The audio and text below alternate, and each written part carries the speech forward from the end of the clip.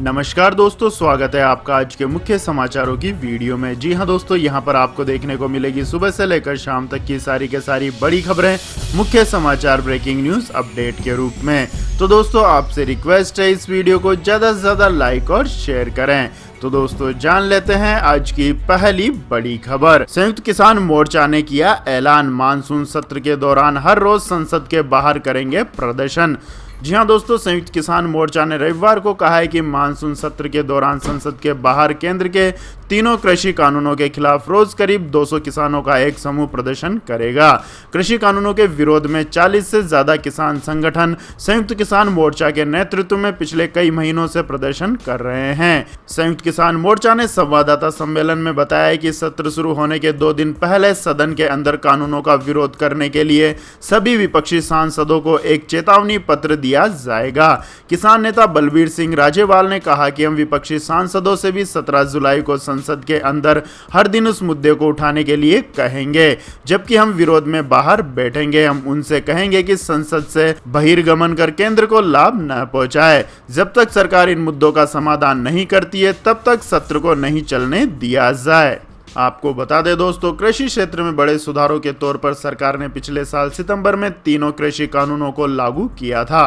सरकार ने कहा था कि इन कानूनों के बाद बिचौलियों की भूमिका खत्म हो जाएगी और किसानों को देश में कहीं पर भी अपने उत्पाद को बेचने की अनुमति होगी। वहीं किसान तीनों कृषि कानूनों को रद्द करने की मांग पर अड़े हुए हैं। प्रदर्शन कर रहे किसानों का दावा है कि ये कानून उद्योग जगत को फायदा पहुंचाने के लिए लाए गए हैं और इससे मंडी और न्यूनतम समर्थन मूल्य की व्यवस्था खत्म हो जाएगी। इसके बाद दोस्तों, रुक करते हैं अगली खबर का। मोहन भागवत बोले, भारत को विश्व गुरु बनाने की है जरूरत, वरना यह दुनिया हो जाएगी खत्म।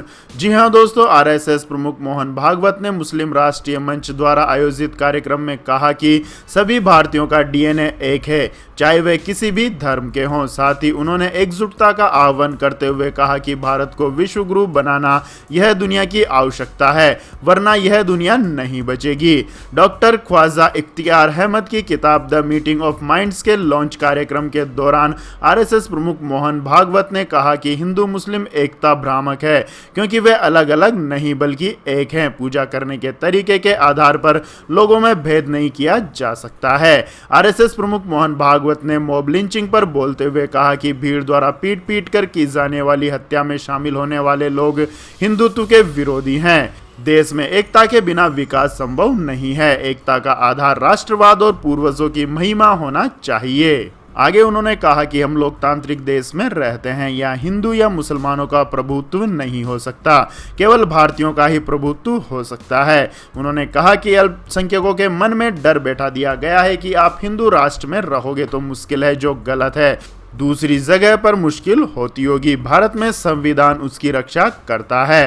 हिंदुस्तान एक राष्ट्र है। इसके बाद दोस्तों, रुक करते हैं अगली खबर का। श्रीनगर में ड्रोन के इस्तेमाल पर लगा बैन, जिनके पास है उन्हें पुलिस स्टेशन में जमा करने को कहा। जी हां दोस्तों, जम्मू स्थित भारतीय वायुसेना के अड्डे पर हुए ड्रोन हमलों के एक हफ्ते के बाद प्रशासन ने श्रीनगर शहर में ड्रोन के इस्तेमाल पर बैन लगा दिया है। ड्रोन की खरीद फरोख्त पर भी पूरी तरह से पाबंदी रहेगी। प्रशासन ने कहा है कि क्षेत्र में जिन भी लोगों के पास ड्रोन है वह जल्द से जल्द उसे पुलिस स्टेशन में जमा करा दें। जिलाधिकारी मोहम्मद एजाज ने 3 जुलाई को जारी आदेश में कहा कि जिन भी लोगों के पास ड्रोन कैमरा या हवाई संबंधित अन्य यंत्र हैं तो वह उसे पुलिस के पास जमा करा दें। आदेश में आगाह किया गया है कि दिशा निर्देशों के उल्लंघन पर दंडात्मक कार्यवाही की जाएगी और साथ ही पुलिस को प्रतिबंध लागू करने का निर्देश भी दिया गया है। इसके बाद दोस्तों, जान लेते हैं अगली खबर। अब सरकारी बीमा कंपनियों का भी होगा निजीकरण। केंद्र सरकार कर रही है कानूनों में संशोधन की तैयारी। जी हां दोस्तों, सरकारी बैंकों समेत कई सार्वजनिक क्षेत्र की कंपनियों के निजीकरण की दिशा में कदम बढ़ाने के बाद अब केंद्र की नरेंद्र मोदी सरकार साधारण बीमा कंपनियों के निजीकरण की योजना भी बना रही है। इसके लिए केंद्र साधारण बीमा व्यवसाय कानून में संशोधन पर काम कर रही है। इस बारे में एक विधेयक संसद के मानसून सत्र में पेश किया जा सकता है। आपको बता दें दोस्तों, संसद का मानसून सत्र 19 जुलाई से शुरू होने की उम्मीद की जा रही है। वहीं आपको बता दें कि साधारण बीमा व्यवसाय कानून 1972 में अस्तित्व में आया था। इसके तहत भारतीय बीमा कंपनियों और अन्य मौजूदा बीमा कंपनियों के उपक्रमों के शेयरों का अधिग्रहण व स्थानांतरण किया जा सकता है, जिससे साधारण बीमा कारोबार के विकास के जरिए देश की अर्थव्यवस्था की जरूरतों को बेहतर तरीके से पूरा किया जा सके। GIBNA में संशोधन पर काम चल रहा है। साधारण बीमा कंपनियों के निजीकरण में मदद के लिए इन्हें संसद के आगामी मानसून सत्र में रखा जा सकता है। इसके बाद दोस्तों रुक करते हैं अगली खबर का। अक्टूबर नवंबर में भारत में पीक पर पहुंच सकती है कोरोना की तीसरी लहर, देश के वैज्ञानिकों ने जताई आशंका। जी हां दोस्तों, देश में कोरोना की दूसरी लहर की रफ्तार धीमी होने के बीच तीसरी लहर आने की आशंका भी जताई जा रही है। देश के कुछ वैज्ञानिकों ने अक्टूबर नवंबर में भारत में कोरोना की तीसरी लहर के पीक पर पहुंचने की संभावना जताई है। देश में कोरोना के मामलों पर नजर रखने वाले एक सरकारी पैनल के वैज्ञानिकों के मुताबिक अगर कोरोना से जुड़ी सावधानियां ना बरती गई तो कोरोना की तीसरी लहर अक्टूबर नवंबर के बीच अपने पीक यानी चरम पर पहुंच सकती है। हालांकि उन्होंने एक राहत भरी बात यह भी कही है कि इस दौरान दूसरी लहर में नए मामलों की तुलना में तीसरी लहर में नए मामले आधे रह सकते हैं। तीसरी लहर अक्टूबर और नवंबर के बीच अपने चरम पर पहुंच सकती है। इसमें 1.5 लाख से 2 लाख के बीच मामले बढ़ सकते हैं। इसके साथ ही उन्होंने कहा कि तीसरी लहर के दौरान अस्पताल में भर्ती होने के मामले कम हो सकते हैं। हालांकि उन्होंने इस दौरान कोरोना के नए वेरिएंट के खतरे का भी जिक्र किया है। उन्होंने कहा है कि अगर इस दौरान कोई नया घातक कोरोना वेरिएंट सामने आता है तो तीसरी लहर तेजी से फैल सकती है। इसके बाद दोस्तों जान लेते हैं अगली खबर। अरविंद केजरीवाल ने पीएम नरेंद्र मोदी को लिखी चिट्ठी, कहा कोविड का मुकाबला करने वाले भारतीय डॉक्टर्स को मिले भारत रत्न। जी हां दोस्तों, दिल्ली के मुख्यमंत्री अरविंद केजरीवाल ने प्रधानमंत्री नरेंद्र मोदी को चिट्ठी लिखकर भारतीय डॉक्टर्स, नर्सों और पैरामेडिकल को सर्वोच्च नागरिक सम्मान भारत रत्न देने की मांग की है। केजरीवाल ने कहा है कि इन लोगों ने कोविड-19 महामारी के दौरान लोगों की सेवा की, इसके लिए इन्हें शुक्रिया कहने का यह सबसे अच्छा तरीका है। साथ ही यह मेडिकल फील्ड से जुड़े लोगों के लिए सच्ची श्रद्धांजलि होगी जिन्होंने अपनी जान गंवाई है। केजरीवाल ने ट्वीट किया कि इस वर्ष भारतीय चिकित्सक को भारत रत्न मिलना चाहिए। भारतीय चिकित्सक का मतलब सभी चिकित्सक, नर्स और पैरामेडिकल्स हैं। शहीद हुए चिकित्सकों को यह सच्ची श्रद्धांजलि होगी। अपनी जान और परिवार की चिंता किए बिना सेवा करने वालों का यह सम्मान होगा। पूरा देश इससे खुश होगा। आपको बता दें दोस्तों, भारतीय चिकित्सा संघ द्वारा जून में मुहैया कराए गए आंकड़ों के मुताबिक दूसरी लहर में 730 डॉक्टर्स की मौत हुई है। इसमें से सबसे ज्यादा बिहार में 115 चिकित्सकों की, दिल्ली में 109 डॉक्टर्स की, उत्तर प्रदेश में 79, पश्चिम बंगाल में 62, राजस्थान में 43, झारखंड में 39 और आंध्र प्रदेश में 38 डॉक्टरों ने कोरोना महामारी के कारण जान गंवाई है। IMA के मुताबिक देश में कोविड-19 महामारी की पहली लहर के दौरान 748 डॉक्टर्स की मौत हुई थी। इसके बाद दोस्तों जानते हैं अगली खबर। रेल यात्रियों के लिए खुशखबरी, गरीब रथ और ताज एक्सप्रेस समेत 32 ट्रेनें फिर से शुरू। जी हां दोस्तों, भारतीय रेलवे कोरोना वायरस महामारी के कारण बंद हुई ट्रेनों को धीरे धीरे दोबारा पटरी पर लाने की कोशिशों में जुटा हुआ है। पिछले कई हफ्ता से ट्रेनों की बहाली का दौर जारी है। इसी बीच रेल मंत्री पीयूष गोयल ने 32 जोड़ी ट्रेनों को फिर से शुरू करने की घोषणा की है। रेल मंत्रालय ने अपने आधिकारिक ट्विटर अकाउंट से ट्वीट करते हुए बताया है कि भारतीय रेल यात्रियों के सुगम परिवहन हेतु ट्रेन सेवाओं में वृद्धि करते हुए गरीब रथ, ताज एक्सप्रेस, शान पंजाब व मुंबई सेंट्रल, हजरत निजामुद्दीन, अगस्त क्रांति, राजधानी एक्सप्रेस जैसी 32 रेल सेवाएं शुरू की जा रही हैं। इस सप्ताह से कई यात्री ट्रेनें फिर से शुरू हो जाएंगी। इसके बाद दोस्तों जान लेते हैं अगली खबर। अमेजन के फाउंडर जेफ बेजोस छोड़ेंगे CEO का पद, स्पेस फ्लाइट मिशन पर करेंगे फोकस। जी हां दोस्तों, एक साधारण से ऑनलाइन बुक स्टोर के रूप में अमेजन की शुरुआत कर उसे शॉपिंग की दुनिया का सरताज बनाने वाले जेफ बेजोस कंपनी के CEO पद से 5 जुलाई को इस्तीफा देने जा रहे हैं। बेजोस की जगह अब एंडी जेसी अमेजन के CEO होंगे। Andy Jassy cloud computing business का संचालन कर रहे हैं। करीब 30 साल तक CEO पद पर रहकर अमेजन को दुनिया भर में पहचान दिलाने के बाद जेफ बेजोस अब कार्यकारी अध्यक्ष की नई भूमिका निभाएंगे। इससे पहले जेफ बेजोस ने फरवरी की शुरुआत में कहा था कि वे अपनी कंपनी ब्लू ओरिजिन पर ध्यान केंद्रित करने के लिए अमेजन के CEO के पद को छोड़ना चाहते हैं। इसके बाद दोस्तों जानते हैं आज के मौसम अपडेट्स। लेकिन दोस्तों मौसम अपडेट्स जानने से पहले आप लोगों से गुजारिश है कि इस वीडियो में दिखाई गई खबरें अगर आपको पसंद आई हो तो इस वीडियो को लाइक करें, शेयर करें और हमारे चैनल को सब्सक्राइब करें। तो दोस्तों जानते हैं आज के मौसम अपडेट्स। मानसून की बारिश का अभी और करना होगा इंतजार, देश के इन हिस्सों में होगी सामान्य से कम बारिश। जी हाँ दोस्तों, देश के कई राज्यों में मानसून की बारिश हो रही है। वहीं अभी दिल्ली एनसीआर के लोगों को कम से कम 5 दिनों तक मानसून की बारिश का इंतजार करना होगा। भारतीय मौसम विज्ञान विभाग ने बताया है कि दिल्ली समेत उत्तर भारत के कई अहम राज्यों में मानसून के 9 जुलाई तक आने की संभावना है। इसके साथ ही जुलाई महीने में देश के कई अहम हिस्सों में सामान्य से कम बारिश होने की आशंका जताई गई है।